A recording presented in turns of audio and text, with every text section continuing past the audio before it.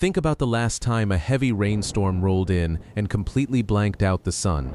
Modern society tells us we should hate days like this. We call them gloomy, depressing, and miserable. We are told that clear blue skies represent happiness and gray skies represent sadness. And yet, for many of us, when the sky turns dark and the rain starts to beat against the window pane, something strange happens inside our minds. We don't feel sad. We feel an overwhelming, almost addictive sense of peace. Our breathing slows down. The crushing pressure to be productive, to be active, and to always be moving forward suddenly lifts.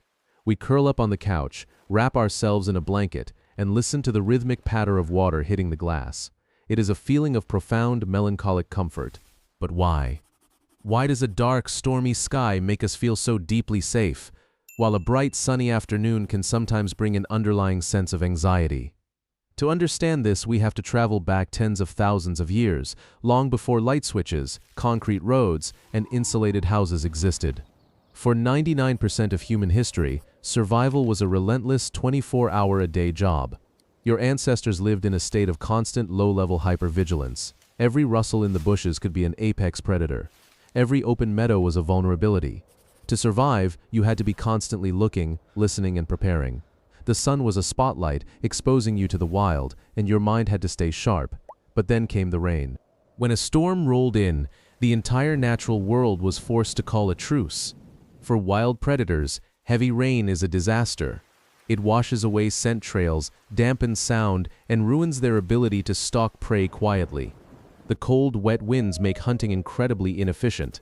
Because of this, when it rains, the predators seek shelter and go to sleep. For your ancestors, the sound of rain was the ultimate signal of safety.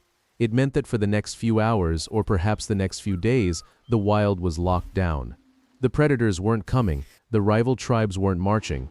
The relentless pressure to hunt and gather was physically impossible. The storm had created a natural, impenetrable shield around your tribe.